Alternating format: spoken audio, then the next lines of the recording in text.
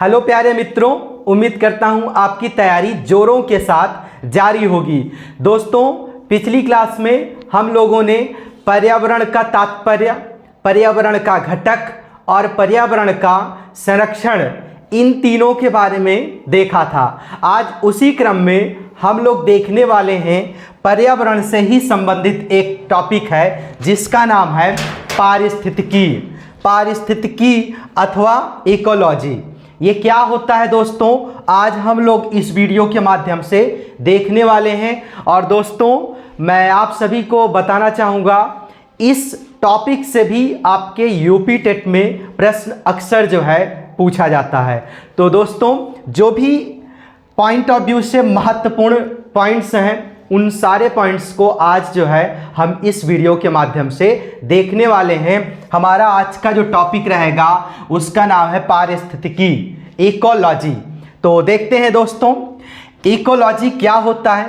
पारिस्थितिकी जीव विज्ञान की वह शाखा है, पारिस्थितिकी जीव विज्ञान की वह शाखा है जिसमें जीव समुदायों तथा उसके वातावरण के मध्य पारस्परिक संबंधों का अध्ययन होता है। मतलब ये हुआ कि जो इकोलॉजी होता है, ये जीव विज्ञान का एक ऐसा शाखा है जिसमें विभिन्न प्रकार के जीव समुदायों का आपस में पारस्परिक रूप से अध्ययन किया जाता है, आपस में उनके संबंधों का अध्ययन किया जाता है। इसी को जो है इकोलॉजी कहते हैं। एक ही प्रकार के जीव नहीं होते हैं दोस्तों, वातावरण में हर प्रकार के, विभिन्न प्रकार के जो भी जीव समुदाय हैं, उनके बीच होने वाले पारस्परिक जो संबंध है उसका अध्ययन ही इकोलॉजी कहलाता है, पारिस्थितिकी कहलाता है। उम्मीद करता हूं आपको ये समझ में आया होगा। अब देखते हैं, जैसे जीव है, अब जीव के चारों तरफ क्या उपस्थित है? जल है, वनस्पति है, मिट्टी है, जलवायु है। इन चीजों के पारस्परिक अध्ययन को ही इकोलॉजी कहा जाता है। जीवों के चारों तरफ जो पारस्परिक विभिन्न प्रकार के जीव समुदाय हैं, उनके साथ इन वातावरण के साथ जो पारस्परिक संबंध है, इसी को हम क्या बोलते हैं? पारिस्थितिकी बोलते हैं, इकोलॉजी बोलते हैं। एक तो होता है आपका इकोलॉजी, एक होता है आपका इकोसिस्टम, पारिस्थितिकी तंत्र। अब ये पारिस्थितिकी का एक छोटा सा रूप है। तो देखते हैं दोस्तों, इकोसिस्टम क्या होता है। यह पारिस्थितिकी का एक छोटा सा रूप है, अर्थात पारिस्थितिकी तंत्र एक निश्चित भौगोलिक क्षेत्र का होता है। मतलब एक इकोलॉजी का एक छोटा सा रूप है इकोसिस्टम, और इसका जो क्षेत्र होता है वो निश्चित होता है। जीवों का जो समुदाय होता है, विभिन्न प्रकार के जीवों के पारस्परिक संबंध का एक जो निश्चित क्षेत्र होता है, उसी को हम क्या बोलते हैं? इकोसिस्टम कहते हैं। यह एक प्राकृतिक इकाई है जिसमें एक निश्चित क्षेत्र के सभी जीवधारियों का अपने पर्यावरण के साथ अंतःक्रिया कर एक संपूर्ण जैविक इकाई बनाते हैं। इसकी संकल्पना एजी टांसले ने 1935 में किया था।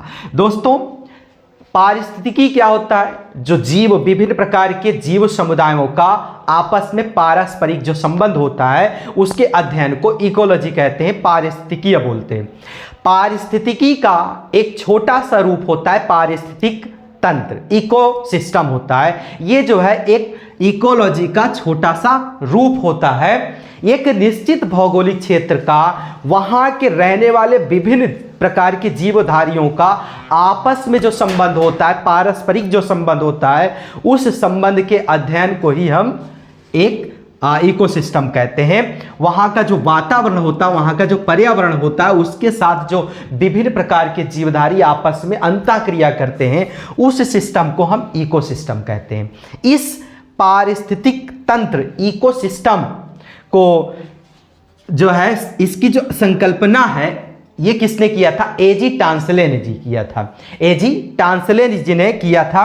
और कब किया था? 1935 में किया था। 1935 में इकोसिस्टम की संकल्पना सबसे पहले एजी टांसले ने 1935 में किया था। तो ये आप पॉइंट याद रखिएगा, क्योंकि ये कई बार जो है आपके एग्जाम में पूछा गया है। तो इकोसिस्टम की संकल्पना किसने की थी, या इकोसिस्टम से संबंध किसका है? तो आपका जवाब होगा एजी टांसले का। और इसकी संकल्पना कब किया गया था? 1935 में। आपको यह याद रखना है। अब इस इकोसिस्टम की विशेषता क्या है देखते हैं। इस इकोसिस्टम के लिए ये जो आपस में जो विभिन्न प्रकार के जीवधारी हैं, आपस में जो अंतःक्रिया करते हैं, उस अंतःक्रिया करने के लिए इकोसिस्टम में क्या होना चाहिए?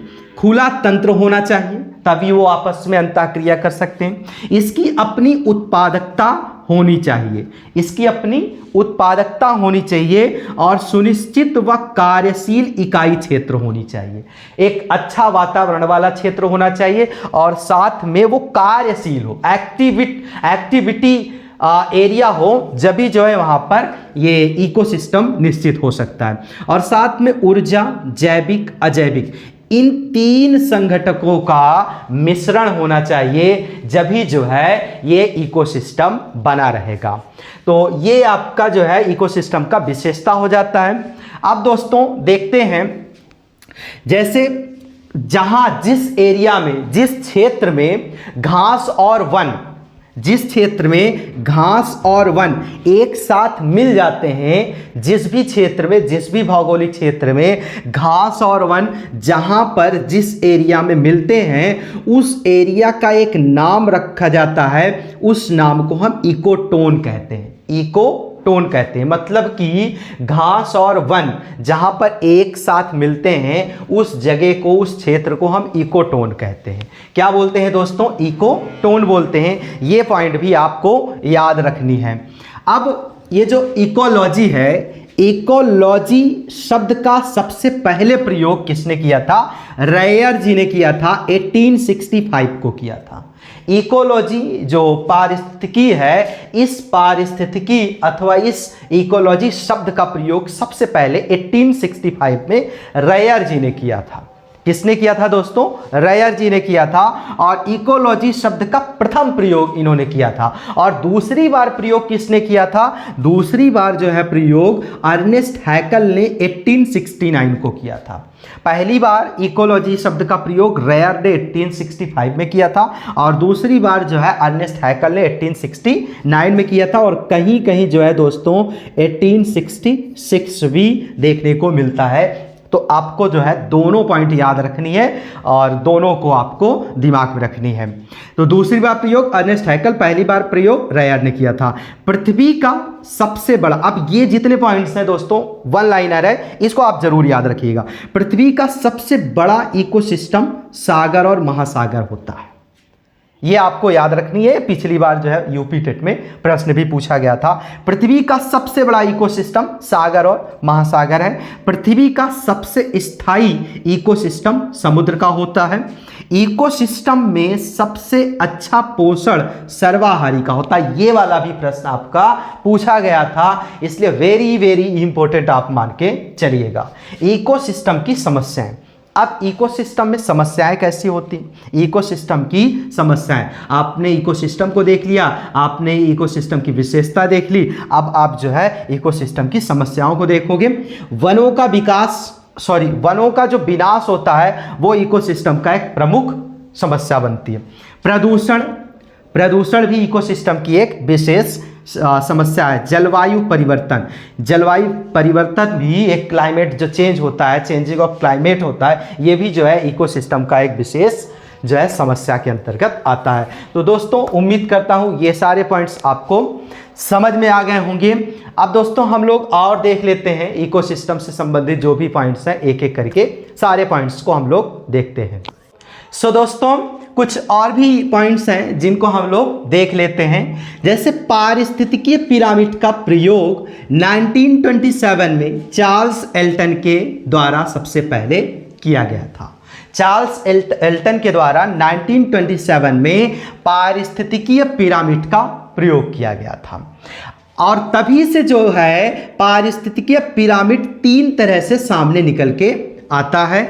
एक को संख्या पिरामिड कहा जाता है, एक को जो है जीवभार अथवा बायोमास पिरामिड कहा जाता है, एक को ऊर्जा पिरामिड कहा जाता है। अब ये तीनों हैं क्या, देखते हैं। संख्या पिरामिड यह उत्पादक और उपभोक्ता की संख्या को दर्शाता है। मतलब कि जो संख्या पिरामिड होता है ये उत्पादक और उपभोक्ता की संख्या को दर्शाता है। मतलब खाने वाले कितने हैं और खाने वाली चीज कितनी है, इन चीजों की संख्या को दर्शाने वाले को हम संख्या पिरामिड कहते हैं। कभी कभी क्या होता है, खाने वालों की संख्या अधिक होती है और खाने वाली चीज जो है कम होती है, तो उस टाइम जो है एक पिरामिड बनता है और उस पिरामिड को हम संख्या पिरामिड कहते हैं। और कभी कभी क्या होता है, खाने वाली चीज जो है बहुत अधिक होती है और खाने वाला जो है कम होता है, तो उसमें जो है संख्या पिरामिड उसमें भी बनता है। तो इस प्रकार यह उल्टा और सीधा दोनों प्रकार का पिरामिड बनता है। संख्या पिरामिड में क्या चीजें हैं देखते हैं। तो यह उल्टा और सीधा दोनों प्रकार का पिरामिड बनता है। दोस्तों आप इस पॉइंट को याद रखिएगा, संख्या पिरामिड जो है दोनों प्रकार का जो है बनता है, उल्टा और सीधा दोनों प्रकार का। अब उल्टा और सीधा कैसे समझते हैं। जैसे तालाब और घास का जो पिरामिड है वो सीधा बनेगा। अब कैसे आप समझेंगे तालाब और घास का, जैसे आप समझने की कोशिश करिए। संख्या पिरामिड के अंतर्गत अगर पूछा जाए कि तालाब और घास का पिरामिड सीधा बनेगा कि उल्टा, तो आप तुरंत जवाब दीजिएगा कि संख्या पिरामिड के अंतर्गत तालाब और घास का जो पिरामिड बनेगा वो सीधा बनेगा। अब क्यों ऐसा है, तो आप समझने की कोशिश करिए। जैसे जो तालाब और घास है, आप तालाब में देखते हैं, तालाब में छोटे मोटे कीड़े मकोड़े होते हैं और उन कीड़े मकोड़ों की संख्या उसी तालाब में मछलियों की अपेक्षा ज़्यादा होती है। तो अब खाने वालों की संख्या खाने वाली चीज़ की अपेक्षा कम है, इसलिए यहाँ पर तालाब का जो पिरामिड बनेगा वो सीधा बनेगा। सेम वही प्रोसेस जो है घास के ऊपर है। घास आप देखते हैं, घासों को खाने वाले जो जानवर होते हैं वो उनकी संख्या कम होती है घासों की अपेक्षा। घास बहुत ज़्यादा होती है और उसके बाद उनको खाने वाले जो जानवर होते हैं उनकी संख्या कम होती है, इसलिए संख्या पिरामिड में यहाँ पर तालाब और घास का जो पिरामिड बनेगा वो सीधा बनेगा। वहीं पर अगर पेड़ की बात की जाए तो पेड़ का जो पिरामिड होगा वो उल्टा बनेगा। पेड़ का पिरामिड उल्टा इसलिए बनेगा, सपोज एक पेड़ है और एक पेड़ के ऊपर हजारों पक्षियां हैं, तो अब आप बताइए कि पेड़ की संख्या तो एक है लेकिन उस पर बैठने वाले पक्षियों की संख्या हजारों है, तो संख्या किसकी ज़्यादा हुई, बैठने वाले की। तो बैठने वाले की संख्या ज़्यादा हुई इस पेड़ की अपेक्षा, इसलिए यहाँ पर संख्याओं में किसका संख्या ज़्यादा है, उस बैठने वाले पक्षी की। तो इसलिए पेड़ का जो पिरामिड होगा वो उल्टा बनेगा। उम्मीद करता हूँ आपको ये संख्या पिरामिड समझ में आया होगा। अब दोस्तों सेकेंड है जीवभार अथवा बायोमास पिरामिड। जीवभार, अब वही चीज जो उपभोक्ता और उत्पादक हैं उनके जीव भारों में जो पिरामिड बनता है वो कैसे बनेगा। इसमें जो है सभी पोषण स्तरों के जीवों का सफल भार व्यक्त किया जाता है। इसमें भार से संबंधित पिरामिड बनेगा। यह उल्टा और सीधा दोनों प्रकार का बनता है। आप इस पॉइंट को भी नोट करिएगा, संख्या पिरामिड में भी उल्टा और सीधा बनेगा, जीव भार अथवा बायोमास पिरामिड में भी उल्टा और सीधा बनता है। तो अब इसमें क्या होगा देखते हैं। जैसे वन का पिरामिड इसमें सीधा और समुद्र तालाब का उल्टा बनेगा। वन का पिरामिड सीधा बनेगा, जीवभार में वन का पिरामिड सीधा बनेगा। अब कैसे बनेगा, सपोज अब आप जो है मान लो एक पेड़ है और पेड़ पर जो है हजारों पक्षियां बैठी हैं, तो अब आप एक बात बताइए कि पेड़ का जो भार है वो ज़्यादा होगा कि हजार पक्षी का जो भार है वो ज़्यादा होगा। तो आपका जवाब होगा पेड़ का, वन का, पेड़ पौधों का जो भार होगा वो पक्षियों की अपेक्षा अधिक होगा। तो इसलिए यहाँ पर भार की अगर बात की जाए तो पेड़ पौधों वनों का जो भार होगा, पिरामिड होगा, वो सीधा बनेगा। वहीं अगर समुद्र और तालाब की बात की जाए तो समुद्र और तालाब में आप देखते हैं कीड़े मकोड़े होते हैं और इन कीड़े मकोड़ों को खाने वाले जो है मछलियाँ होती हैं। अब आप बताइए कीड़े मकोड़ों की जो वेट है, जो भार है, वो मछलियों की अपेक्षा ज़्यादा होगी कि कम? तो आप कहेंगे कम होगी। मतलब कि समुद्र में जो कीड़े मकोड़े होंगे उनका भार मछलियों की अपेक्षा कम होंगे। तो इसलिए यहाँ पर भार में अगर देखा जाए तो समुद्र या तालाब का पिरामिड उल्टा बनेगा। उम्मीद करता हूँ आपको जीव भार बायोमास पिरामिड भी समझ में आया होगा। अब हम लोग देखते हैं ऊर्जा पिरामिड। ऊर्जा पिरामिड में क्या कहा जा रहा है देखते हैं। ऊर्जा पिरामिड ऊष्म गति के नियमों का पालन करता है, यह सदैव सीधा बनता है। दोस्तों इस चीज़ को आप याद रखिएगा, जो ऊर्जा पिरामिड है ये हमेशा जो है सीधा बनता है। इस पॉइंट को आप जरूर याद रखिएगा। ऊर्जा पिरामिड क्या है? ऊर्जा पिरामिड ऊष्म गति के नियमों का पालन करता है, यह सदैव सीधा बनता है। दोस्तों एक साइड में है ऊर्जा पिरामिड और एक साइड में है संख्या पिरामिड। अगर जो है संख्या पिरामिड सीधा रहे तभी उसका इकोसिस्टम बना रहता है। अगर संख्या पिरामिड सीधा अगर रहता है तभी उसका इकोसिस्टम बना रहता है। दोस्तों जैसा कि आप सभी को पता है, सूर्य की किरणों से निकलने वाली ऊर्जा से पौधे जो है अपना भोजन बनाते हैं। सूर्य की किरणों से निकलने वाली जो ऊर्जा होती है उनसे जो है पौधे अपना भोजन बनाते हैं और पौधों को हम उत्पादक के नाम से जानते हैं।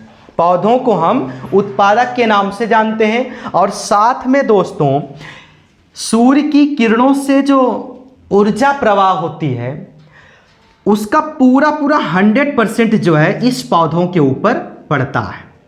इन पौधों के ऊपर सूर्य के से निकलने वाली जो ऊर्जा होती है उसका 100% पौधों के ऊपर पड़ता है। अब इन पौधों को जो खाने वाला होता है वो होता है हिरण और इनको जो है कहा जाता है प्राथमिक उपभोक्ता। अब चूंकि पौधों को सूर्य के किरणों से प्रवाह होने वाले 100% ऊर्जा में से ऊर्जा जो मिलता है उसका 10% ऊर्जा जो है हिरण को मिलता है, मतलब कि प्राथमिक उपभोक्ता को मिलता है।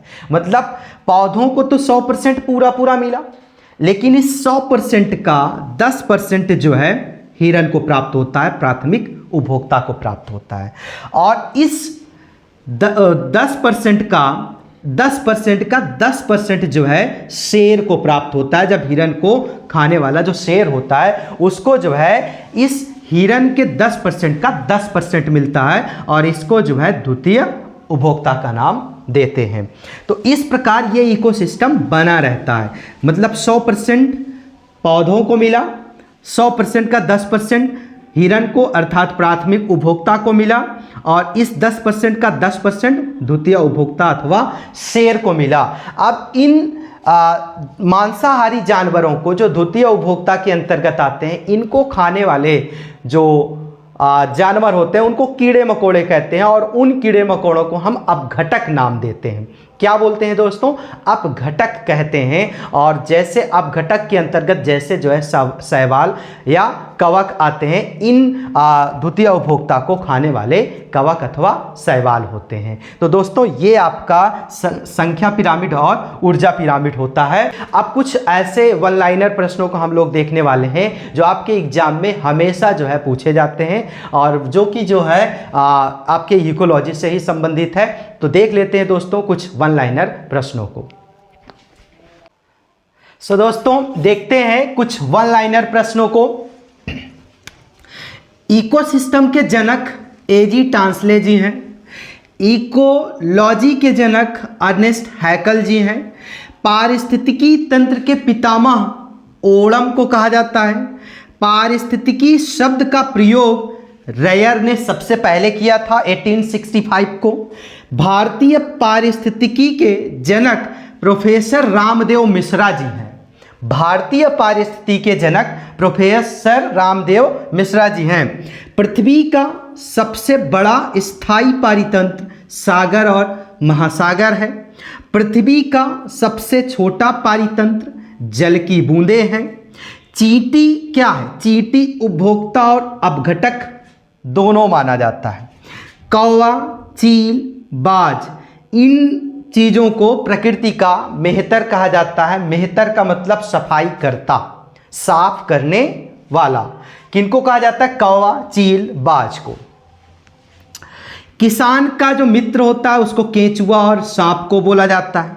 10% ऊर्जा का नियम किसने दिया? लिंडेनमान ने 1942 में दिया। खाद्य श्रृंखला में सर्वाधिक ऊर्जा प्राप्त करता है सर्वाहारी अर्थात मनुष्य। तो दोस्तों ये सारे पॉइंट्स आपके महत्वपूर्ण हैं, एग्जाम के पॉइंट ऑफ व्यू से बेहद महत्वपूर्ण है। तो दोस्तों आज के लिए बस इतना ही, फिर मिलते हैं एक नए टॉपिक में एक नए वीडियो के साथ। तब तक के लिए थैंक्स अ लॉट।